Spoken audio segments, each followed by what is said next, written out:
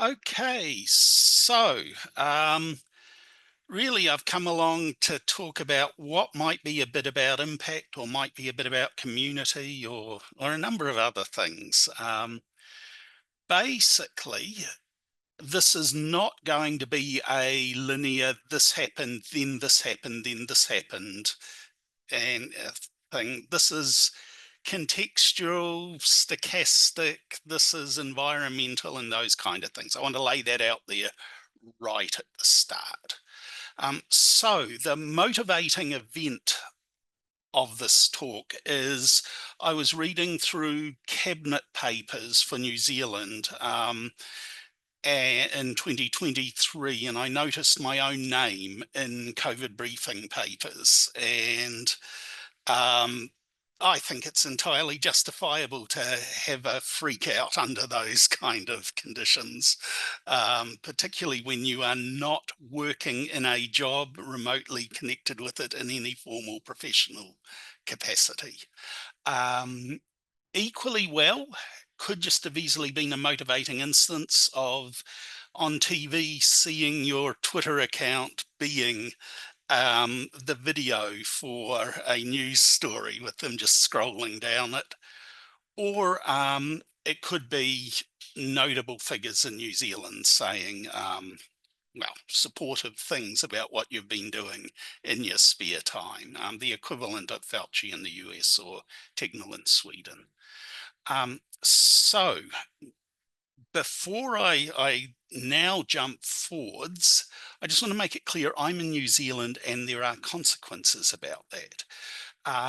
New Zealand, in its online communication, is very dense and has a high degree of social connectivity. So you can measure that by seeing how many replies people make to people who are followers of them. And New Zealand is very much the R stats of countries when it comes to a dense social network where everyone is in everyone else's business. My own background, I am a data generalist, and that's going to become important.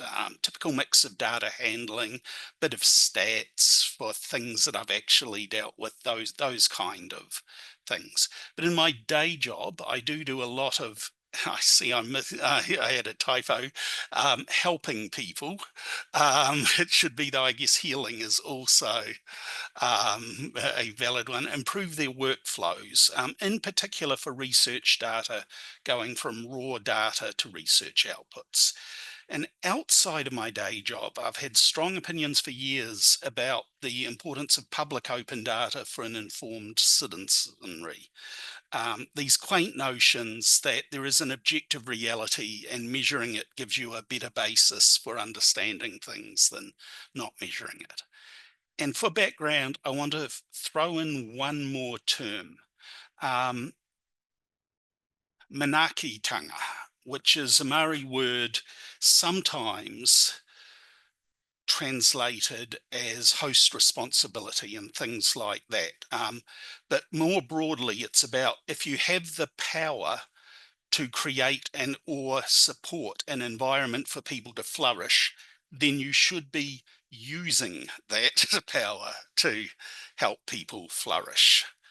Um, and that shouldn't be that unusual to people. I mean, it's essentially a principle in things like Our Ladies, it's a principle in the helpers and the carpentries.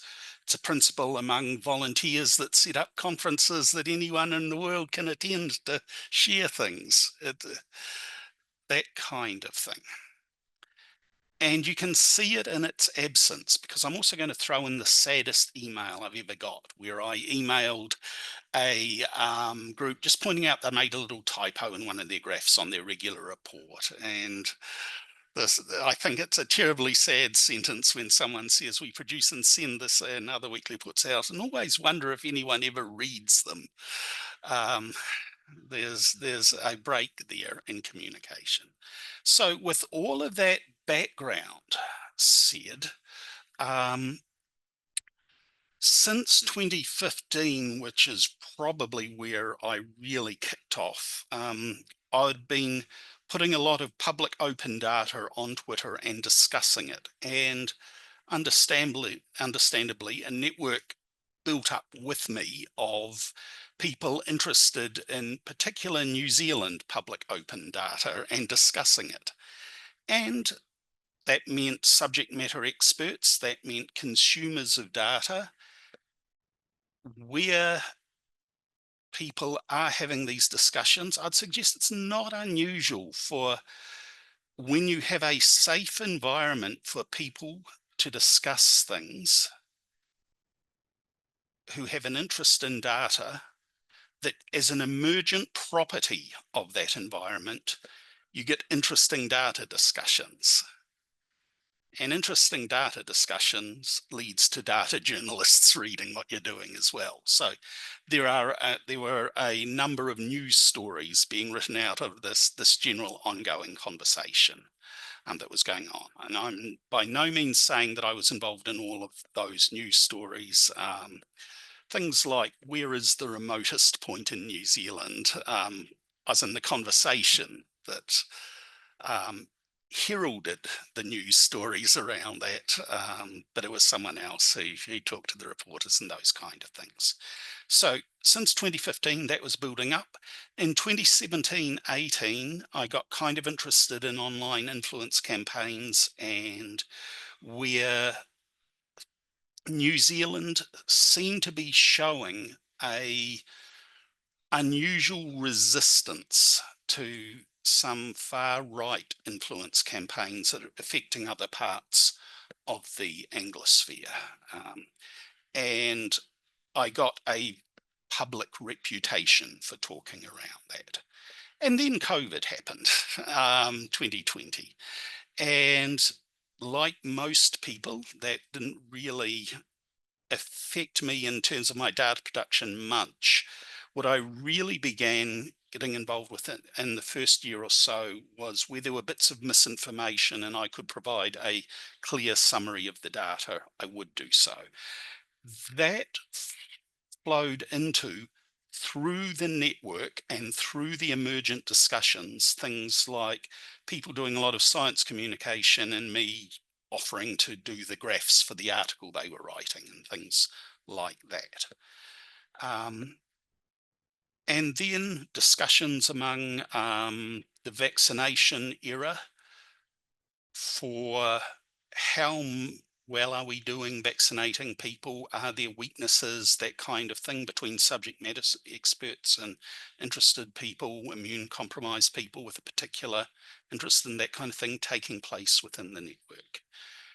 Then in 2022, in pretty much the reverse of the rest of the world, that's when COVID spread nationwide in New Zealand after vaccination. And we had a very strong interest in how is it spreading.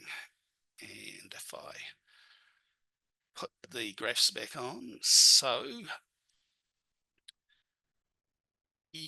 there was a lot of daily information going on, and the daily 1 p.m. press conferences, all of that kind of thing.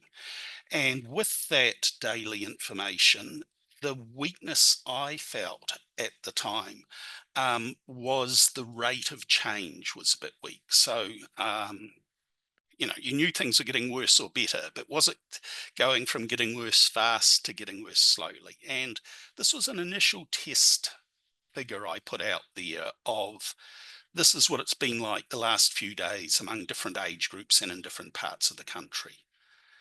But because it was a network and discussion and the ability to iterate and change over time, those kind of figures developed over time. And this is essentially the same idea at the point at which the underreporting rates got so high, the uncertainty really ceased to make the figures useful to produce at this level of granularity. And there is an awful lot of technical detail lurking behind figures like this. I think it was about 7 data sources, about 3 of which were contributing to the core rates, and the other 4 were contributing to estimates of underreporting with periodic other figures. And that involved some model construction, but it also involved the core idea of, if a bunch of unrelated gathered data is doing the same thing, you've got a trend there, even if you can't build it into a nice mathematical model. And I would suggest that is taking a qualitative research approach to quantitative data, saying, I've got a bunch of sources. How am I interpreting these sources as an aggregate? And that's just something to think about, how you are working with data. But while that kind of thing was being put out and was useful to people and being shared and things like that, that wasn't the motivating incident for this session. The motivating incident really boiled down to a data journalist had realized and was on publishing COVID cases among teachers, because the Ministry of Education was publishing that.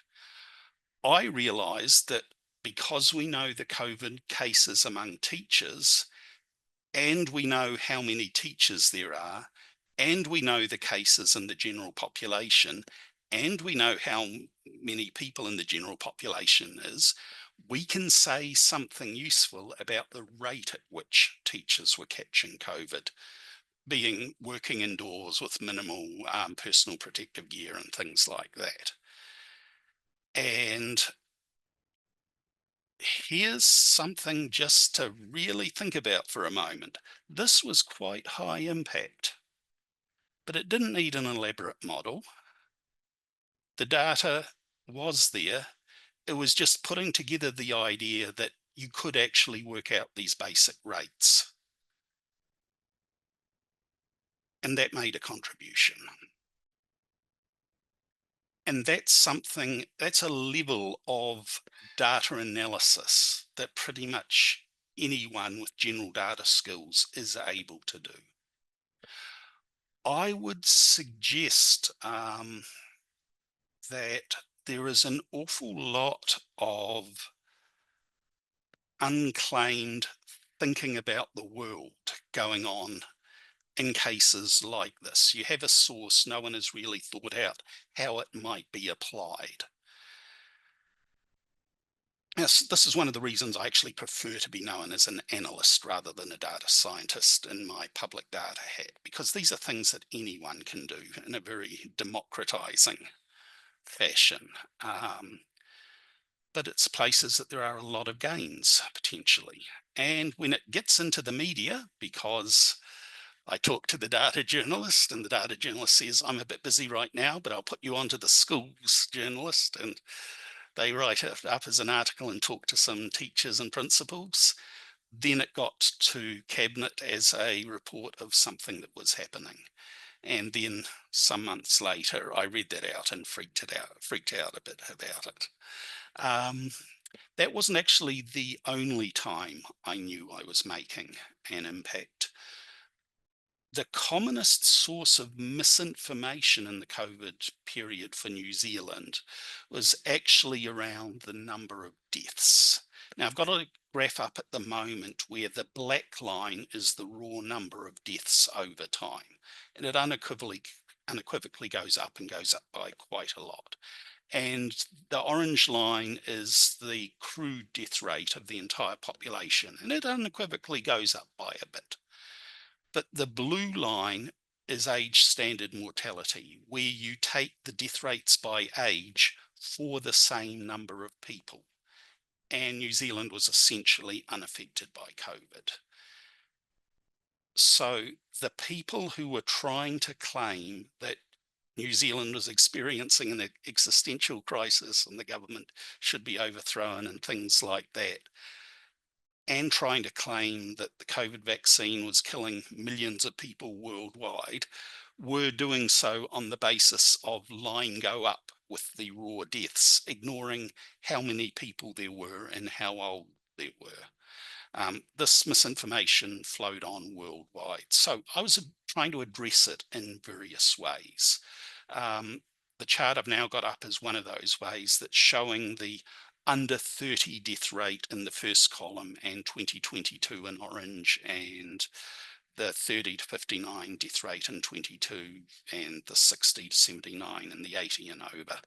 And really what it shows is that in 2020, when we closed the borders and wiped out lots of diseases, we had some incredibly low years of mortality.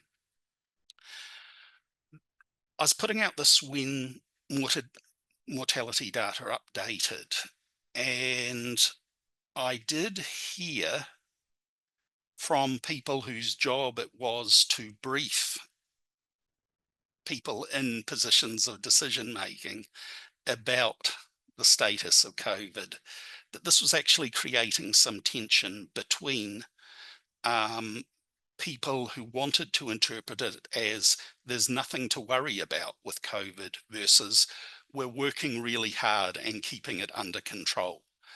So the response, my response as a bit of advice there is you can't always control how things are interpreted, but you can add a hell of a lot of text to each graph to try and guide people's interpretations of it, for lack of a better wording about that one.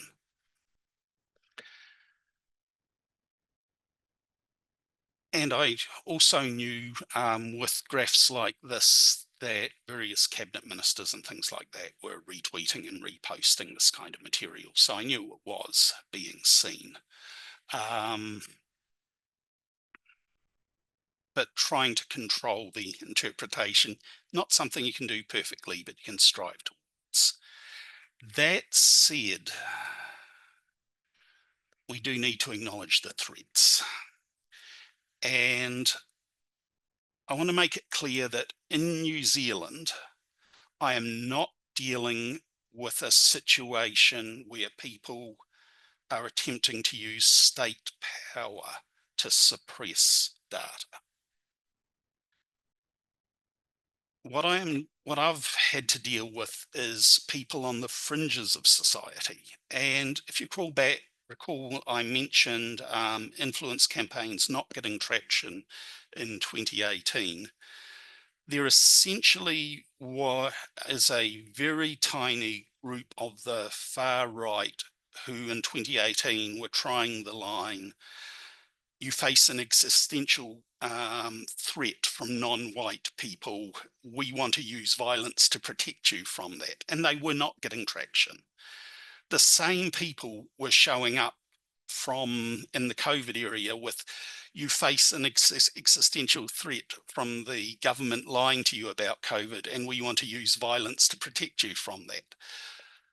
And it completely undermined their position where if there is no threat being faced from COVID. So as a result of me putting out a lot of age standardized mortality stuff, yes, I was getting wanted posters distributed about me online with my photo on them and things like that. And if you are doing something that might hit the public eye and hit an area like that, you might want to think pretty carefully about what personal profile you have online and how trackable you are and things like that. In New Zealand, with the threat level I faced, grew a beard, and that was pretty much meant that I wasn't recognisable on the street, and that was good enough. And people at work then said, David, that really suits you. So I've kept it since then, even when the threat level dropped. But let's acknowledge, particularly in the world today, there's people in a lot of places that face different threat levels just for trying to accurately represent data. So at some point, Twitter got sold, and on that week, it was pretty apparent to me where things were going to go as most of the trust and safety network went and things like that. And for the mana akitanga ideas of a safe space for people to flourish, Twitter was no longer suitable. I shifted the regular reports somewhere else for those in the particularly immunocompromised people that still wanted up-to-date information. And I began putting out lots of messages of, I won't be around here for much longer. And you might want to think about, if you are doing a project of public good, how is it memorialized? In my case, I arranged for my Twitter account to be lodged in the National Library of New Zealand. I more or less told them what I've told you today about national significance and things like that. So it's the record du jour of it, but it does mean that as history is written from the sources, that kind of material is there. And while that might not be a perfect plan in your places, just keep in mind, if there are archives around that collect digital material, is that suitable in your case? So that's a bit of a tour of the really weird stuff that's happened to me over the past few years, having an extremely high profile for something that I was essentially doing in my weekends and evenings. And yeah, we'll throw it open to questions. All right. So you brought back a lot of memories from a lot of us or old timers from the Twitter data era. So we fondly remember that time and hate what has happened to it since. Um, yeah. All right. Let me see what the questions are. There are just comments about getting their tweets put it into a national archive or library. Um, Yep. that's pretty cool. Just in general. Yes, we're old timers, Victor. You'll have to deal with the fact that uh it has been a couple years since the transition, and we have yes. But I do miss that era back when, like, yep, every data scientist was trapped at home with a laptop and nothing else to do. So Yep. we went at it. For Libby's question, any tweets you wish weren't in there? Last century, I was a research fellow as the data person on a historical research project. I've made my peace with the idea that this is the record. It was all in public anyway. I'm at peace with it going in there, even my shit posting. um, Yeah, that's just how it is, right? Let's some people are yeah, saying, like, yeah, they wouldn't have known. They were just commenting how they may not have pivoted to data scientists if not for the data Twitter vibes way yeah, back in the 2010s. And I'm like, yeah, yeah. I mean, I mean the that community could have been. because I personally exist at sort of the nexus of the very cohesive New Zealand network and the cohesive network and things like that. My blue sky experience is actually pretty similar to what it was Yep. on Twitter, because it's both of those groups, but I realize it's a bit more sparse for most people. Yeah, same here. Like, I aggressively fought a lot of people to recreate it. And even then, it's like, it's not the same. It's not terrible, but it is the best that we can do right now, given Yeah. all that's going on. I So think if there was another worldwide crisis that involved needing the rapid sharing of data, Blue Sky would be the platform of choice for a probably, situation like that. yeah. I really hope we don't need another one of these, but Yep, if it yeah, happens, I think everyone will know where to find us. yep, The network has grown more resilient over the years. There's been more like we know who to reach out to connect to a bunch of yeah. other people kind of thing, which is good.